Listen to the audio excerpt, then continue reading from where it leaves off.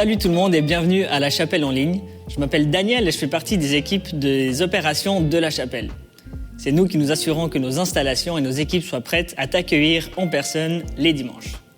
Toutes les semaines, on accueille de nouvelles personnes à La Chapelle, c'est vrai en personne mais aussi en ligne comme ce matin. Et si tu es avec nous pour la première fois, sache qu'on est vraiment content que tu sois là. C'est pour des gens comme toi qu'on existe. Aujourd'hui, on va avoir le plaisir d'écouter un message du pasteur Jean-Philippe Baudry de La Chapelle Québec. Mais avant de plonger dans la réunion, je t'invite à saluer tout le monde dans les commentaires et aussi à inviter tes amis à nous rejoindre. J'ai aussi quelques annonces pour toi.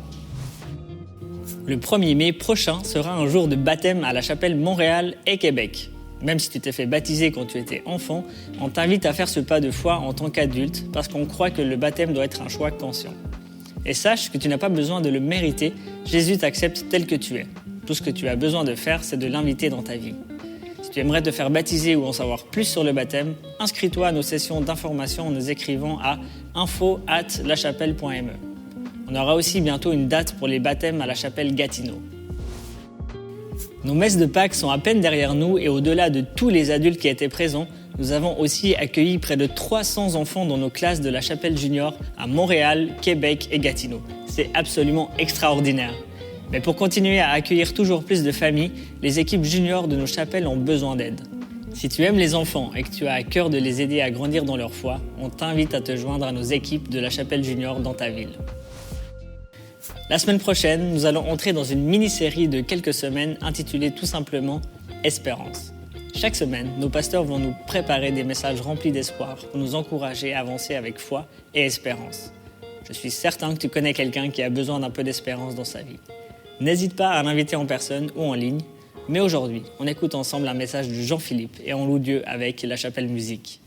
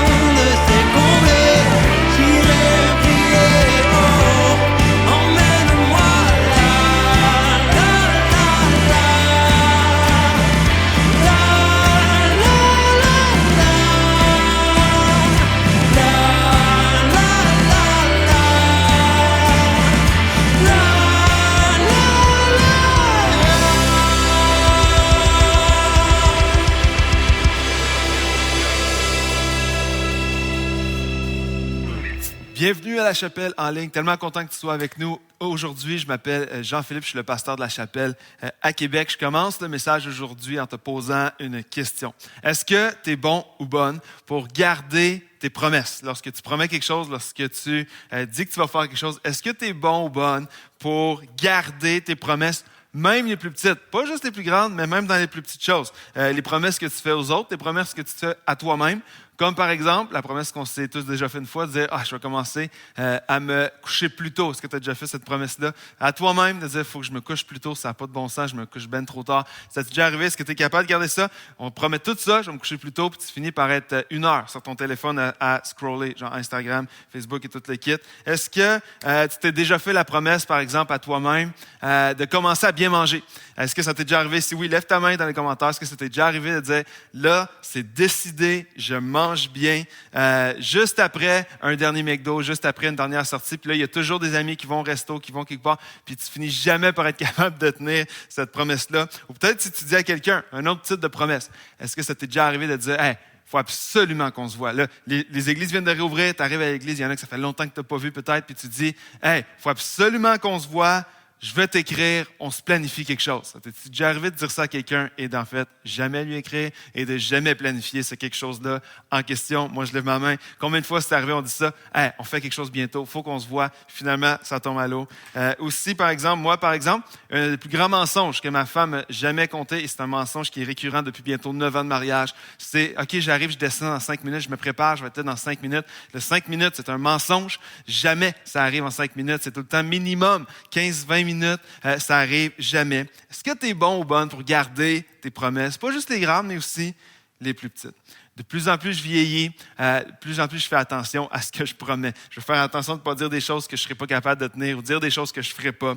Et dans une relation, la confiance, ça se bâtit par 2 choses. C'est petit à petit. La confiance, ça se bâtit doucement, une journée à la fois, petit à petit, mais ça se bâtit aussi par des promesses gardées. Lorsqu'on dit quelque chose puis qu'on le fait, qu'on l'accomplit, il y a une confiance qui se bâtit là-dedans. La confiance dans les relations, ça se bâtit par des promesses gardées. Puis même si nous, on n'arrivera jamais à être complètement parfait, s'il y a une chose qui devrait encourager notre foi aujourd'hui, s'il y a une chose qui devrait faire grandir notre foi ou renouveler notre foi pour certains, c'est que Dieu lui accomplit toujours ses promesses. Lorsque Dieu dit une chose, il va le faire. C'est une certitude qu'on peut avoir. C'est un des piliers, un des fondements de notre foi. C'est que lorsque Dieu parle, Dieu le fait. Lorsque Dieu le promet, Dieu l'accomplit toujours. Et d'un couvert à l'autre de la Bible, c'est rempli de promesses de Dieu pour nous. Dieu a des promesses pour toi, Dieu a des promesses pour ton couple, ta famille, ton emploi, ton futur. Dieu a des promesses pour son Église. Dieu a toutes sortes de promesses dans la Bible. Et c'est une des fondations de ce qu'on croit, c'est que Dieu accomplit toujours ce qu'il dit, contrairement à toi et moi. On n'est pas toujours fidèles, on n'est pas toujours capable de faire ce qu'on dit. Dieu, lui, au contraire, le fait toujours. Dieu a beaucoup plus pour nous que juste métro, boulot, dodo. Dieu a plus pour nous que juste la prochaine série Netflix qui va sortir, la prochaine voiture que peut-être tu magasines, le prochain voyage dans le sud. Dieu a une vie beaucoup plus riche, beaucoup plus abondante que juste toutes ces choses-là. Dieu nous promet toutes sortes de choses dans sa parole, comme il va pourvoir à nos besoins. Sa présence va toujours être là. Il va nous libérer de ce qui va nous retenir. Il va guérir nos blessures. Et je pourrais continuer comme ça pendant super longtemps. La Bible est remplie de promesses que Dieu a pour nous. Mais voici la réalité aujourd'hui. Parce que je pourrais prêcher juste sur les promesses, puis on pourrait s'encourager aujourd'hui pendant 30 minutes, puis juste sortir de là encourager, mais pas prêcher à la vraie vie, à la vraie réalité. Donc, je fais quoi lorsque je ferme mon ordi, tu vas fermer ton téléphone, peut-être en regardant le message? On fait quoi avec le fait que parfois, on est au milieu d'une tension, où ce que d'un côté, j'entends ce que Dieu dit. Je vois les promesses de Dieu dans la Bible. Je suis capable de prendre ces promesses-là, je les lis, je les vois, je veux les croire de tout mon cœur. Mais de l'autre côté, je regarde à ma vie, je regarde à la réalité de mon quotidien, je regarde à la réalité de où je suis en ce moment. Puis il y a une tension entre ce que Dieu dit d'un côté, puis ma réalité de l'autre. Puis ça semble impossible que ce que Dieu dit puisse réellement arriver dans ma vie. Et il y a une tension là-dedans. Il y a une tension qui est réelle. D'un côté, je veux croire que c'est vrai. Lorsque Dieu dit quelque chose, il le fait. Lorsque Dieu promet quelque chose, il l'accomplit. Je veux le croire ça.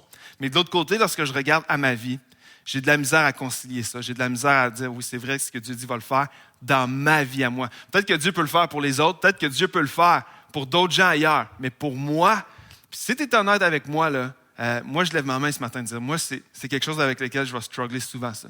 Que j'ai l'impression que Dieu dit des choses, je le crois que Dieu peut le faire, mais pas dans ma vie. Je ne vois pas comment ça peut arriver. Puis ce matin, si tu as une Bible, je t'invite à aller avec moi dans Genèse, chapitre 12. On va regarder à l'histoire d'un homme, un des personnages les plus connu de toute la Bible, qui est Abraham, qui est appelé le père de la foi. C'est un modèle de foi bien imparfait, on va le voir aujourd'hui, qu'Abraham est au milieu de cette tension-là aussi, lorsque Dieu promettait des choses, mais de l'autre côté, sa vie disait autre chose. Sa vie, c'était une autre réalité. Et comment Abraham a négocié avec cette tension-là? D'un côté, Dieu dit des choses et ma vie, c'en est une autre. Puis, voici ce que la promesse de Dieu était pour Abraham. Là, Abraham, à l'époque, lorsqu'on va lire ces versets-là dans 10 secondes, Abraham a 75 ans, déjà à l'automne de sa vie. Puis il va recevoir cette promesse-là de Dieu dans Genèse chapitre 12, les versets 1 à 3. L'Éternel dit à Abraham, « Quitte ton pays, ta patrie et ta famille, et va dans le pays que je te montrerai. Je ferai de toi une grande nation, je te bénirai et je rendrai ton nom grand et tu seras une source de bénédiction. » Jusque-là, tout va bien. Tout le monde veut une promesse comme ça. Je bénirai ceux qui te béniront et je maudirai ceux qui te maudiront. Et toutes les familles de la terre seront bénies en toi. Wow! Et là, la promesse continue. Puis voici ce que Dieu promet en gros à Abraham. Il leur dit, voici Abraham, ta descendance, non seulement elle va être bénie, puis je vais bénir ceux qui te bénissent, puis je vais maudire ceux qui te maudissent, ceux qui sont contre toi, je vais être contre eux, puis ceux qui sont pour toi, je vais être pour eux aussi. Puis toute ta descendance, non seulement elle va être bénie, mais elle va être nombreuse. Il va même avoir l'image que ta descendance, Abraham, Dieu va dire ça, Abraham il va dire, ta descendance va être plus nombreuse que les grains de sable sur une plage, puis plus nombreuse que toutes les étoiles dans le ciel. Alors imagine, t'es Abraham, tu reçois cette promesse-là. Wow, c'est une promesse exceptionnelle. Mais voici le défi d'Abraham. Déjà, à 75 ans, il n'y a pas d'enfant. Et Dieu est en train de lui dire, ta descendance va être nombreuse, tu ne pourras même pas les compter. Essaie de compter les étoiles, tu ne seras jamais capable. Essaie de compter les grains de sable sur une plage, tu ne seras jamais capable de le faire. Puis Dieu lui promet sa descendance. Mais Abraham reçoit cette promesse, regarde autour de lui, pas encore d'enfant, 75 ans. Et les années vont s'enchaîner pour Abraham, toujours avec cette promesse de Dieu, cette parole qu'il a reçue. Puis alors que les années avancent, les années s'enchaînent, il n'y a pas encore d'enfant, l'enfant n'arrive pas. Le premier enfant n'arrive toujours pas. Puis Abraham va nous apprendre comment vivre les promesses de Dieu dans cette tension-là, parce que Dieu dit quelque chose, puis ma vie, c'est une autre réalité. Dieu me promet une chose, mais ce que je vois, c'est pas ce que Dieu dit. Puis comment est-ce qu'on fait pour vivre là-dedans? Comment vivre les promesses de Dieu quand on est dans cette tension-là, de Abraham jusqu'à toi, jusqu'à moi?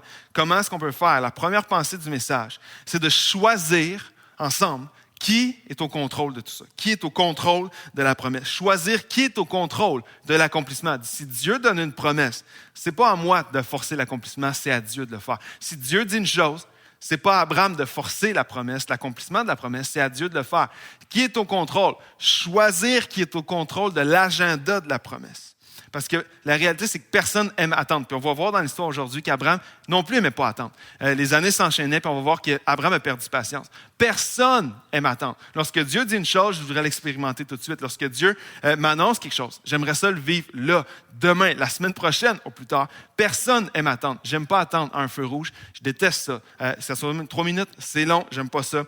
Si on est honnête, j'aime pas attendre le 10 secondes. Entre les épisodes sur Netflix, il y a la petite barre là, de 10 secondes. Jamais on attend cette barre-là qui dure même pas 10 secondes. On pèse sur le bouton, on n'aime pas attendre. On veut tout de suite avoir l'autre épisode. Attendre 5 minutes au service au volant. Si ma femme était à côté de vous, à côté de moi aujourd'hui, elle vous dirait, je suis exécrable au service au volant. Si j'attends 2 minutes avant que quelqu'un me parle, j'ai envie de m'en aller, je comprends pas pourquoi, je suis là, je vais rentrer dedans, ça va être plus vite, je chiale. Je sais 5 minutes au service au volant, je suis impatient.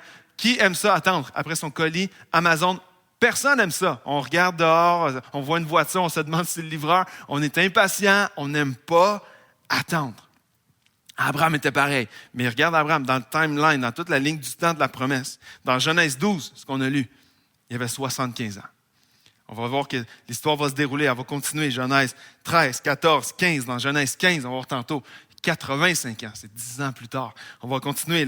L'histoire se déroule. Genèse 16, Genèse 17. À Genèse 17, Abraham est rendu à 100 ans. Imagine, 25 ans entre le moment où il a reçu cette promesse extraordinaire qu'il allait avoir une descendance et jusqu'à l'accomplissement, il y a environ 25 ans d'écart entre les deux. Peut-être que tu t'es déjà retrouvé dans une situation similaire où tu as l'impression que Dieu t'a dit quelque chose. Tu as une promesse de Dieu, mais ça n'arrive pas dans la manière, dans le timing que tu aurais pensé, ça arrive pas aussi vite que tu aurais aimé. Tu as l'impression que peut-être Dieu t'a mis quelque chose sur ton cœur, il y a une parole qui a été dite, il y a une parole que Dieu t'a donnée peut-être, puis les mois passent, peut-être même les années passent, puis tu n'expérimentes pas encore cette chose-là. L'accomplissement n'est pas encore là. Tu as une promesse, peut-être tu as un appel de servir Dieu, tu as quelque chose que tu sens que Dieu a vraiment mis sur ton cœur, puis ça n'arrive pas de la manière, ça n'arrive pas dans l'agenda, dans le timeline, dans le calendrier dans lequel tu aurais pensé, c'est plus long que tu pensais.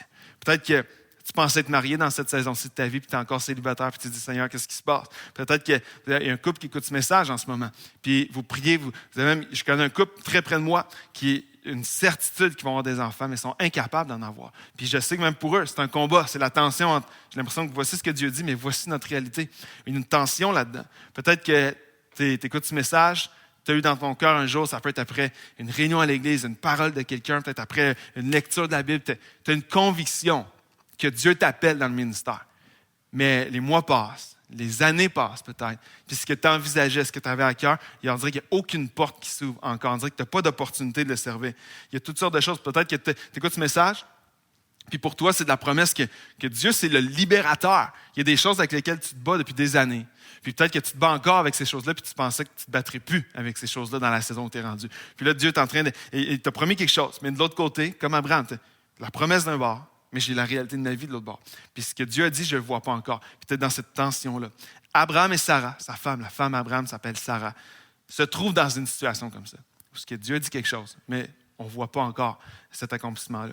Puis comme la promesse n'arrive pas selon leur plan, leur calendrier, leur timing, leurs attentes, voici ce qu'ils vont faire. Ils vont faire exactement ce qu'on fait encore nous en 2022. On va vouloir prendre le contrôle, on va vouloir forcer l'accomplissement de cette promesse-là. Dans Genèse 16, ils vont prendre en main. Dieu nous a dit quelque chose. Ça n'arrive toujours pas. Alors on va prendre les choses dans nos propres mains. On va prendre le contrôle de cette affaire-là. On va accomplir nous-mêmes la promesse. Genèse 16, versets 1 à 4. Saraï, la femme d'Abraham, ne lui avait pas donné d'enfant, mais elle avait une servante égyptienne du nom d'Agar. Saraï dit à Abraham, « Voici que l'Éternel m'a rendu stérile. » Dieu qui avait fait la promesse, finalement, l'a rendu stérile, comme si Dieu avait changé d'idée. Alors, voici l'idée de Saraï, la femme d'Abraham. Aie des relations avec ma servante. Va coucher avec ma servante. Peut-être aurai-je par elle des enfants. Alors, elle s'est dit, regarde, ça ne marche pas, Dieu nous a dit ça, ça ne marche pas avec moi. Va coucher avec ma servante, puis peut-être qu'à travers elle, j'aurai des enfants. Un des versets les plus bizarres de la Bible. Abraham écouta Saraï. Abraham, pas de problème. Oui, OK. Abraham, qu'est-ce qu'il fait là? Qu'est-ce qu'il fait là, Abraham? Oui, OK. Abraham écoute Saraï. Alors, Saraï, la femme d'Abraham, prit l'Égyptienne Agar, qui était sa servante, et elle la donna pour femme à son mari Abraham, 10 ans après l'installation d'Abraham dans le pays de Canaan. Il eut des relations avec Agar et celle-ci tomba enceinte. Et quand elle se vit enceinte, elle regarda sa maîtresse avec mépris. Abraham dit n'importe quoi pour le Seigneur, n'importe quoi pour l'accomplissement de la promesse. Ça va coucher avec la servante de sa femme. L'accomplissement de la promesse n'arrive pas comme on pensait, ça n'arrive pas dans le timing qu'on pensait, ni de la manière qu'on pensait. Qu'est-ce qu'on fait? On prend le contrôle de cette affaire-là, puis on va le faire arriver nous-mêmes. Par manque de patience, Abraham veut provoquer la promesse de Dieu. Abraham et sa femme essaient de trouver une solution pour faire arriver ce que Dieu leur avait dit. Puis tout ce que Dieu leur demandait, c'était leur soumission, c'était de leur faire confiance, de laisser le contrôle à Dieu. Ils veulent apporter une solution à ça. Ça ne marche pas. Dieu dit quelque chose, mais ça n'arrive pas. Fait on va trouver une solution. Tout ce que Dieu leur demandait, c'était leur soumission. C'est-à-dire, mon plan est parfait, mes promesses sont certaines. Mais eux, ce n'est pas ce qu'ils ont fait. En voulant provoquer la promesse, ils ont causé beaucoup plus de problèmes, beaucoup plus de dégâts et beaucoup plus de combats que s'ils avaient juste attendu que Dieu accomplisse sa promesse dans son timing parfait. Regarde, l'histoire continue. Il eut des relations avec Agar, celle-ci tomba enceinte. Et quand elle se vit enceinte, Genèse 16, verset 4, elle regarda sa maîtresse avec mépris. Saraï dit à Abraham, « L'injure qui m'est faite retombe sur toi. » C'est elle qui dit d'y aller coucher avec elle. Là, une fois que c'est fait, elle est enceinte, elle dit, c'est ta faute maintenant. La chicane est là. Les conflits sont là-dedans. C'est moi qui ai pris ma servante dans tes bras. Mais quand elle a vu qu'elle était enceinte, elle m'a regardé avec mépris. Que l'Éternel soit juge entre toi et moi. Imagine la tension dans le couple en ce moment. Grosse chicane. Abraham répondit à Saraï, ta servante est en ton pouvoir. Traite-la comme tu le jugeras bon. Alors Saraï maltraita Agar de sorte que celle-ci s'enfuit loin d'elle. Alors imagine, Saraï est fâchée contre Abraham.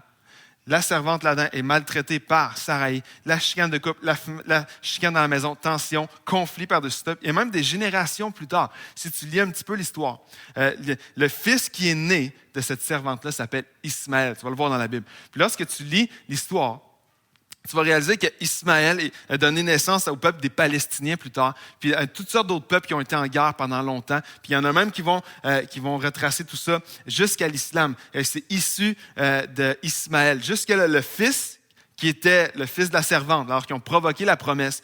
C'était un peuple des Palestiniens, puis il y a eu toutes sortes de combats. Alors que de l'autre côté, le fils de la promesse, comme on va le voir plus tard, Isaac, de lui est né le peuple juif. Et Jésus est issu de ce peuple-là. Alors, c'est comme si la façon qu'ils ont provoqué la promesse a causé tellement de dégâts, mais pas juste sur le moment dans la maison. Les Palestiniens, il y a eu tellement de conflits là-dedans, mais pour des générations à venir, parce qu'ils ont voulu prendre le contrôle de la promesse.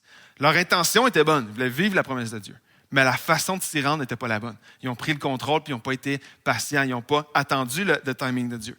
Puis le réflexe qu'on a, nous aussi, lorsque la promesse de Dieu, lorsque le plan de Dieu, lorsque Dieu dit quelque chose, puis que ça n'arrive pas comme on voudrait, souvent on a exactement le même réflexe, c'est de prendre le contrôle. Mais je veux dire ceci à quelqu'un qui a besoin de l'entendre aujourd'hui. Notre confiance dans les promesses de Dieu se mesure par notre capacité à le laisser au contrôle. Notre confiance dans les promesses de Dieu, là, il y a une unité de mesure.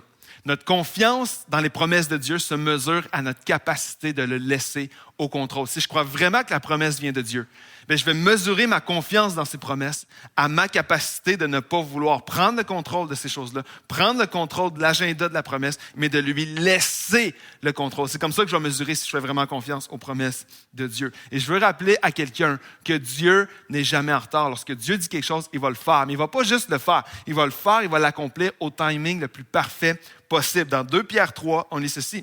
Le Seigneur n'est pas en retard. Il y a quelqu'un qui a besoin d'entendre ça aujourd'hui. Peut-être que tu attends après quelque chose de Dieu, tu attends après une promesse que tu ne vois pas encore l'accomplissement, mais le Seigneur n'est pas en retard pour accomplir sa promesse. Comme certains se l'imaginent. De Abraham à toi et moi. Moi, je me l'imagine encore trop souvent. Mais le Seigneur n'est pas en retard.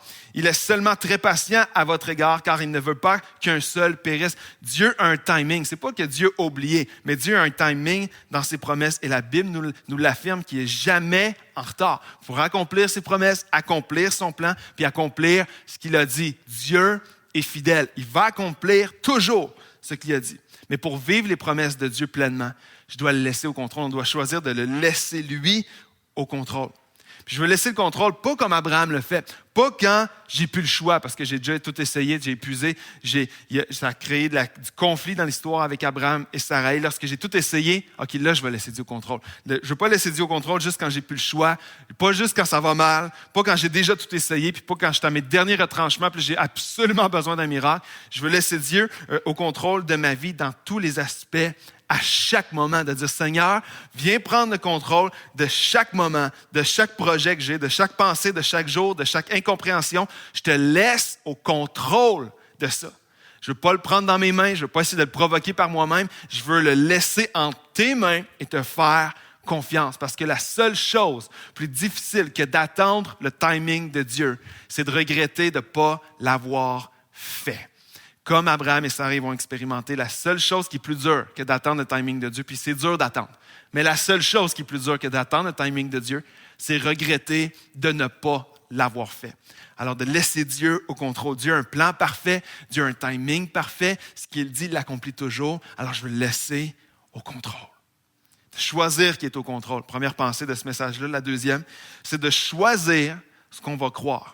Parce que, comme on le disait en début de message, il y a une tension là-dedans. Il y a une tension d'un côté. Je veux croire ce que Dieu me dit. Je veux vraiment croire les promesses de Dieu.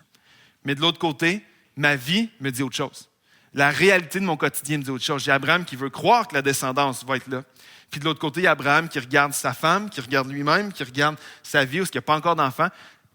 Je vais écouter ce que Dieu dit ou j'écoute ce que ma vie me dit. Le plus dur, un des plus grands défis de la foi, c'est de concilier ça. C'est de concilier ce que Dieu dit d'un côté et de ce que mes yeux voient de l'autre côté. C'est est-ce que je vis par la foi, ce que Dieu me dit, ou est-ce que je regarde aux faits de ma vie, les faits dans ma vie me disent autre chose. C'est un des plus grands défis de la foi, c'est de concilier ce que mes yeux voient avec ce que Dieu dit. Mais j'aime que la Bible soit vraiment honnête avec les hauts et les bas. Dans Romains chapitre 4, l'apôtre Paul, des centaines d'années plus tard, regarde à la vie d'Abraham. Puis voici les leçons qu'il va tirer de la vie d'Abraham lorsqu'il a reçu cette promesse-là. Dans Romains 4, 18, là où toute espérance paraissait insensée, ça paraissait insensé de croire ce que Dieu avait dit à Abraham. Tu vas avoir une descendance plus grande que toutes les étoiles, que les grains de sable sur une plage. Ça paraissait insensé, là où toute espérance paraissait insensé. Abraham a espéré et s'est cramponné avec foi à cette promesse. Nombreuse sera ta descendance. Ainsi, il est devenu le père d'une multitude de peuples. Naturellement, il savait qu'étant presque centenaire, son corps n'avait plus le pouvoir de procréer. Il savait aussi que Sarah n'était plus en état d'avoir des enfants. La Bible est honnête là-dessus. Ça paraissait insensé de croire ça.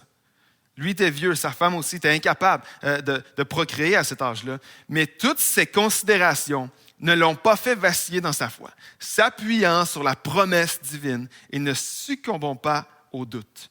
Puisant sa force dans la foi, il fit honneur à Dieu. J'aime l'honnêteté de la Bible ici, ce qui est écrit, là où toute espérance paraissait insensée. Ce que Dieu promettait à Abraham ne faisait aucun sens, ça ne faisait pas de logique. Il n'était pas capable de concilier les faits de sa vie, la réalité de sa vie avec ce que Dieu disait. Pour deux raisons flagrantes. La vieillesse, c'était 2 personnes âgées, mais aussi la stérilité. Il n'était pas capable d'avoir d'enfants. C'est comme si Abraham nous disait, ce que je vois ne marche pas avec ce que Dieu dit. Puis peut-être que toi aussi, ça t'arrive. Moi aussi, ça m'arrive des fois. Parce que j'ai l'impression que je regarde à ma vie et ce que je vois de ma vie est complètement différent de ce que Dieu me dit. Puis ce que Dieu me dit semble complètement opposé à ce que ma vie est présentement. Puis dans Genèse 17, alors qu'ils arrivent vers l'accomplissement de la promesse, environ 100 ans à cette époque-là, dans Genèse 17, Dieu dit à Abraham, « Quant à ta femme Sarai, tu ne l'appelleras plus Sarai, car son nom est Sarah.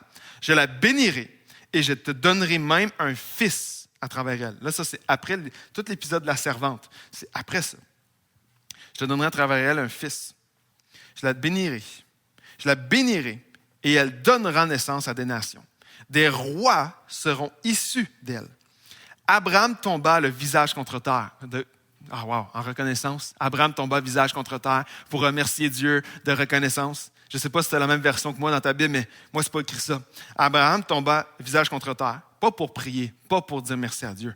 Il rit et dit dans son cœur, « Un fils pourrait-il naître à un homme de 100 ans? » Dieu lui rappelle encore une fois ses promesses. Puis Abraham est rendu tellement désillusionné, part à rire.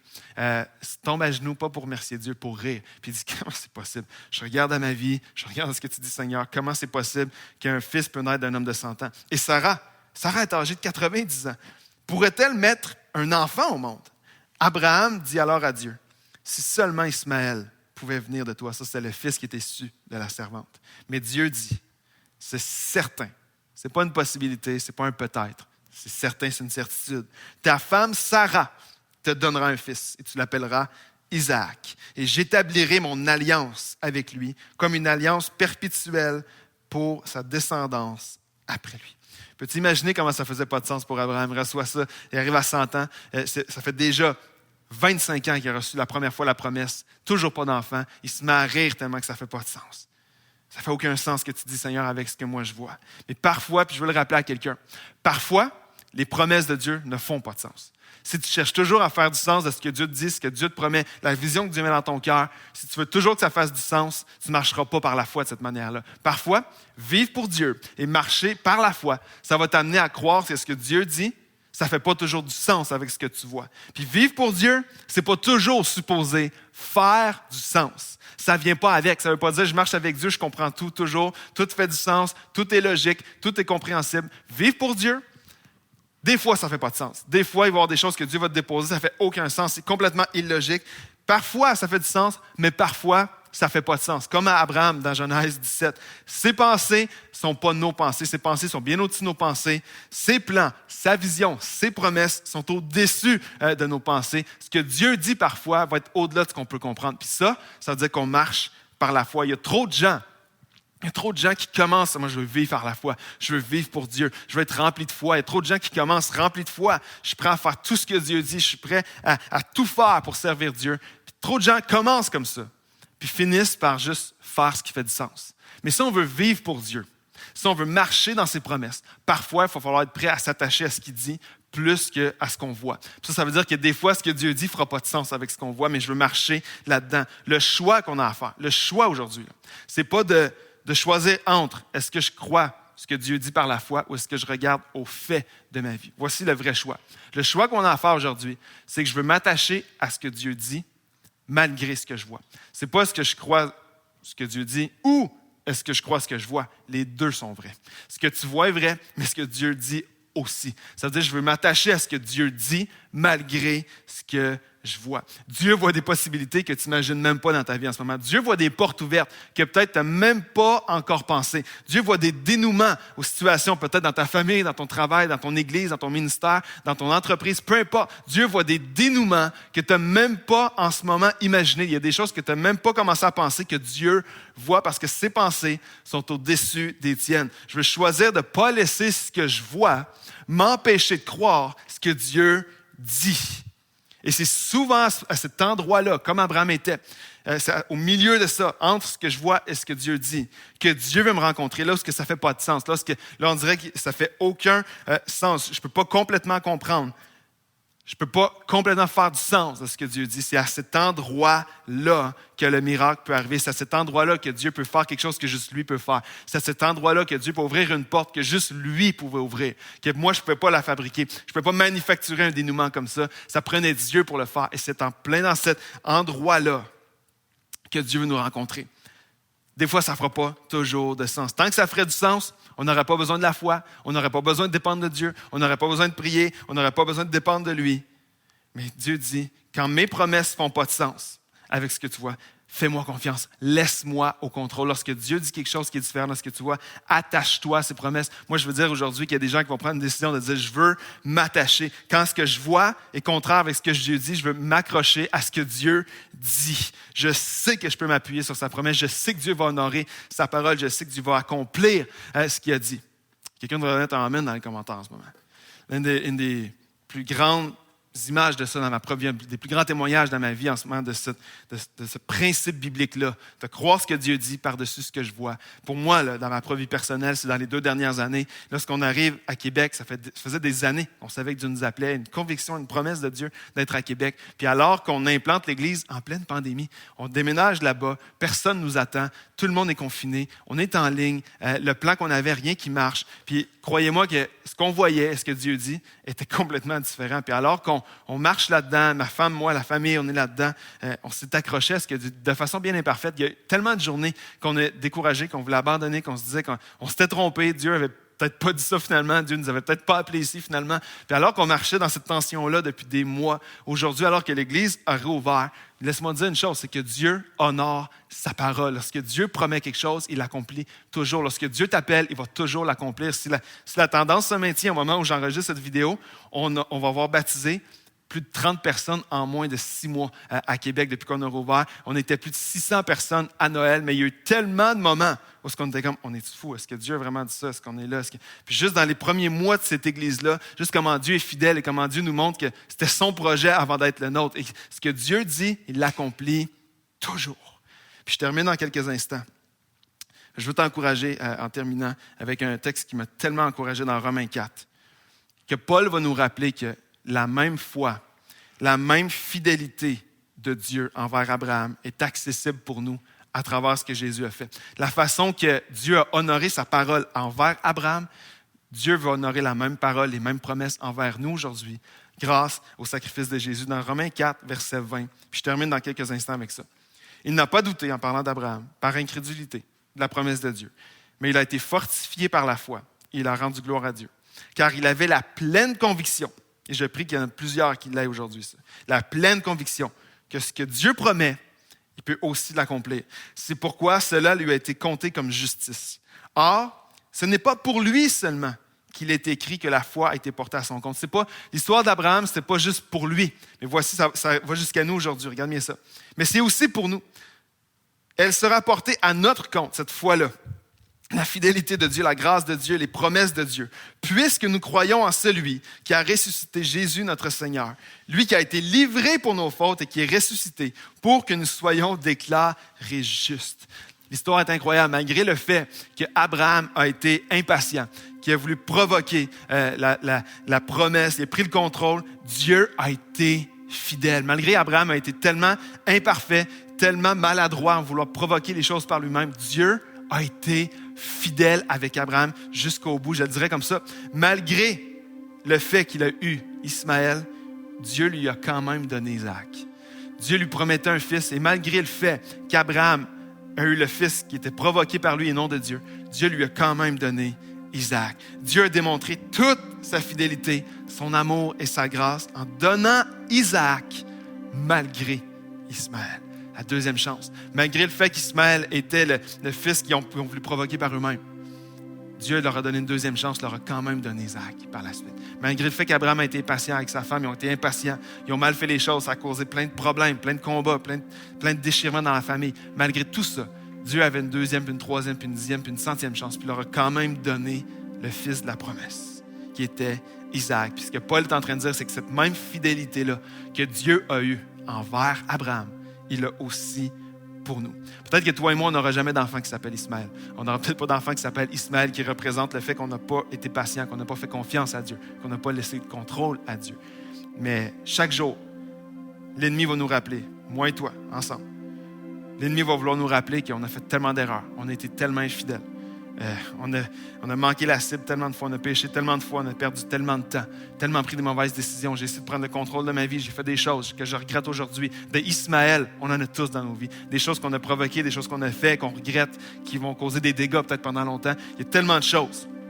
Mais aujourd'hui, je termine en te rappelant que Dieu, le Dieu qu'on sert, le Dieu d'Abraham, mais notre Dieu à nous aussi aujourd'hui. C'est le Dieu des deuxièmes chances, c'est le Dieu des nouveaux départs, puis c'est le Dieu de la grâce. Isaac était le fils de la promesse. Puis Dieu garde ses promesses.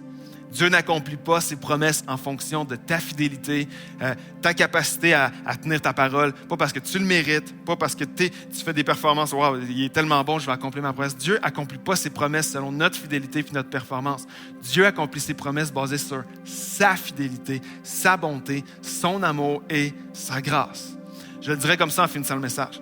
La valeur d'une promesse provient de la personne qui fait la promesse, pas la personne qui la reçoit. La valeur d'une promesse, là, elle est dans les mains de celle qui l'a fait, cette promesse-là, pas celle qui la reçoit. Alors Dieu fait cette promesse-là à Abraham. Et Abraham a été tout croche, a été imparfait, a été impatient. Mais Dieu a honoré sa promesse parce que Dieu honore toujours ce que lui dit et ce qu'il promet. La promesse, elle tient sa valeur dans la personne qui fait la promesse. Ça veut dire quoi, ça? Ça veut dire qu'il n'y a rien que tu pourrais faire. Il n'y a rien que tu as pu subir, il n'y a rien que tu pourrais traverser qui peut annuler ce que Dieu dit sur toi. Il n'y a rien que tu pourrais dire qui ferait annuler les promesses de Dieu pour ta vie parce que la promesse, ce n'est pas toi qui l'as fait, c'est Dieu qui l'a fait pour toi. Et toute la valeur de cette promesse-là provient de la personne qui fait la promesse et c'est Dieu. Et Dieu est fidèle. Les promesses de Dieu n'ont pas de date d'expiration. Si tu te retournes vers lui, puis tu te tournes vers lui avec sincérité, tu dis « Seigneur, je me repens, je me tourne vers toi », il n'y a aucune date d'expiration sur les promesses de Dieu pour ta vie parce que Dieu est fidèle. Alors, je ne sais pas en terminant le message pour la troisième fois, c'est quoi les promesses, c'est quoi les paroles qui sont dans ton cœur, que tu sais que Dieu t'a données, qui ne sont pas encore arrivées. Mais laisse-moi dire une chose, si on choisit de laisser Dieu au contrôle, on dit « Seigneur, c'est toi qui es au contrôle. Si je m'attache à ce que tu dis, je veux croire que la même fidélité que tu as eue envers Abraham, tu peux l'avoir envers moi. Et je crois que tu vas accomplir tout ce que tu as dit. » Alors, j'aimerais juste prier pour toi en terminant le message, puis on va répondre à ce message par un temps de louange tout de suite après. Seigneur, moi, je te remercie pour le témoignage tellement réel, tellement imparfait d'Abraham dans la Bible, que tu appelles toi-même le père de la foi, mais qui était tellement imparfait de comment il a négocié avec ta promesse, il était impatient, il a voulu la provoquer. Seigneur, je te remercie pour ce modèle d'homme de Dieu, d'homme de foi qui était imparfait, mais que ta fidélité à toi était parfaite. Ta grâce était parfaite. Ta promesse a été parfaite. Tu l'as accomplie malgré toutes ces erreurs. Et Seigneur, merci que cette même fidélité-là, cette même grâce est sur chaque personne aujourd'hui, sur moi et sur chaque personne de l'autre côté de l'écran. Le même amour, la même grâce, la même fidélité est là. Alors Seigneur, aujourd'hui, on prend la décision de, moi je te donne le contrôle de ma vie. Il y a des choses qui sont dans mon cœur que je te le remets entre tes mains. Je ne veux pas le provoquer par moi-même. Je ne veux pas essayer de le faire arriver par mes propres forces. Je le laisse entre tes mains aujourd'hui, Seigneur. Seigneur, on met notre foi dans celui qui est fidèle, qui accomplit toujours ce qu'il dit. Ta parole, elle est certaine, puis tes promesses sont parfaites. Alors, Seigneur, on s'attache à cette vérité avec foi, puis que nos vies deviennent des témoignages, comme Abraham, des témoignages bien imparfaits, mais des témoignages que Dieu dit toujours, Dieu va toujours accomplir ce qu'il dit, Dieu va toujours faire ce qu'il nous promet. Je te prie dans le nom de Jésus. Amen et amen. On va répondre à ce message par un temps de louange.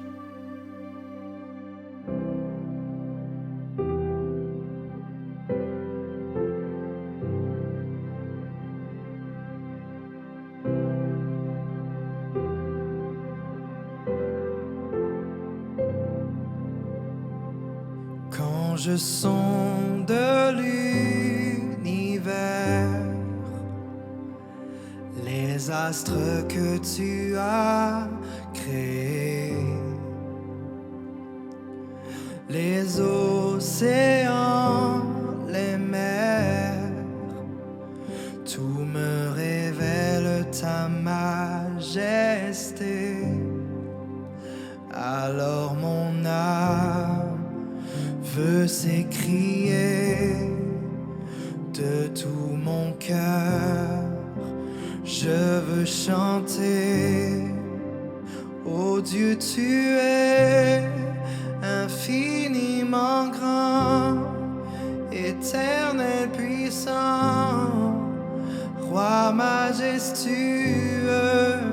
Ô Dieu, tu es infiniment grand, éternel puissant, roi majestueux.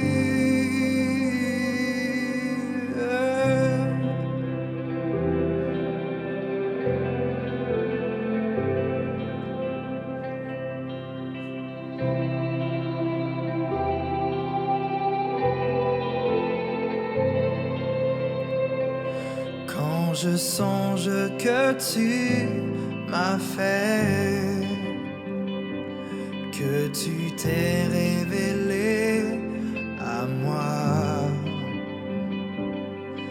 que pour moi tu as tout créé, tout me révèle ta bonté. Alors mon âme veut s'écrier de tout mon cœur. Je veux chanter, alors mon âme veut s'écrier de tout mon cœur.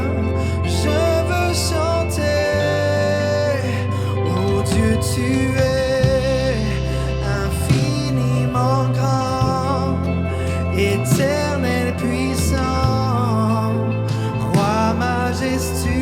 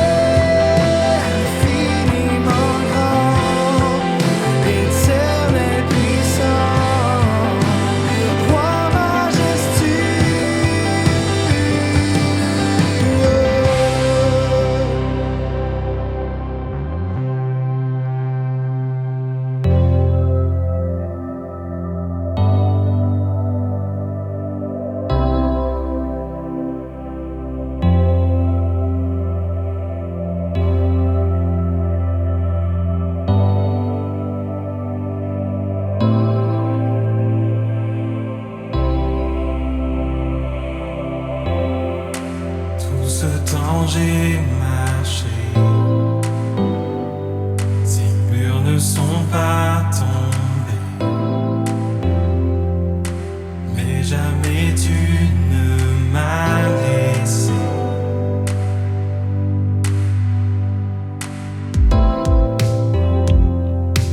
Oh Dieu, j'attends de voir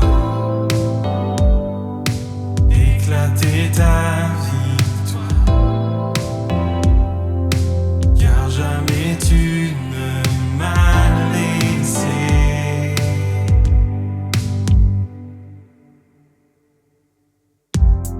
Ta promesse est vraie et ta fidélité durera jamais.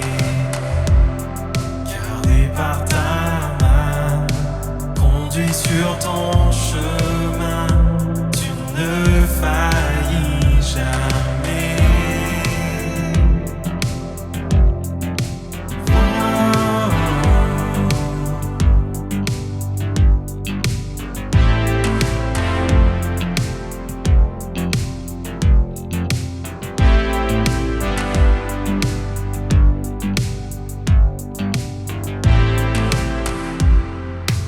La nuit disparaîtra, ta parole s'accomplira.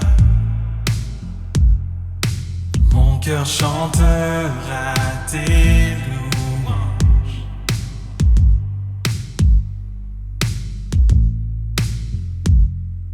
Jésus, tu me suffis. Ton amour est mon abri. Mon cœur chantera tes louanges.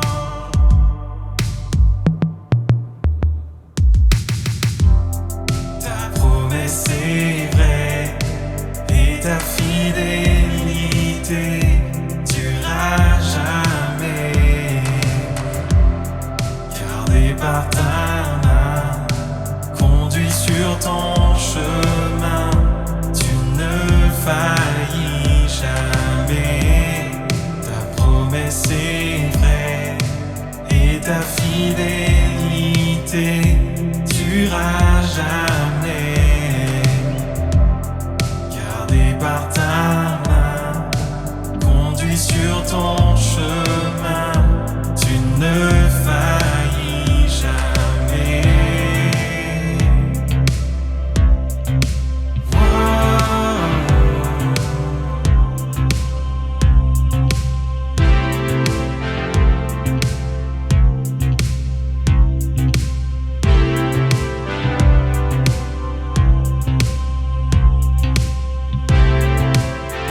Mes yeux t'ont vu bouger les montagnes, et je le crois, à nouveau tu le feras. Dans le néant, tu traces la voie, et je le crois, à nouveau tu le feras. Mes yeux t'ont vu bouger les montagnes, et je le crois, à nouveau tu le feras. Dans le néant, tu traces la voie, et je le crois, à nouveau tu le feras. Mes yeux t'ont vu bouger les montagnes, et je le crois, à nouveau tu le feras. Dans le néant, tu traces la voie, et je le crois, à nouveau tu le feras.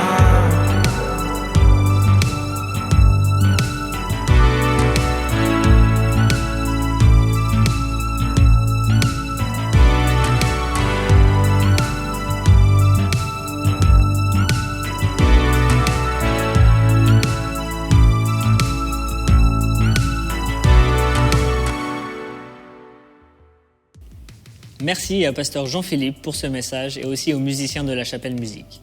Pour bien nous positionner, pour expérimenter les promesses de Dieu, c'est important de nous entourer des personnes qui les recherchent aussi. La Chapelle t'offre plusieurs moyens de faire ça. Il y a nos 5 à 7, nos petits groupes qui se rencontrent en semaine. Tu vas y rencontrer des gens avec qui tu peux échanger, prier et grandir. Il y a des groupes dans toutes les villes où on a une chapelle et même ailleurs. On a également des groupes en ligne dont je m'occupe. On vit de belles choses ensemble et si ça t'intéresse, je t'invite à nous écrire pour nous rejoindre. On a aussi notre prière matinale qui a lieu tous les mardis matins à 7h30 dans les bureaux de la chapelle.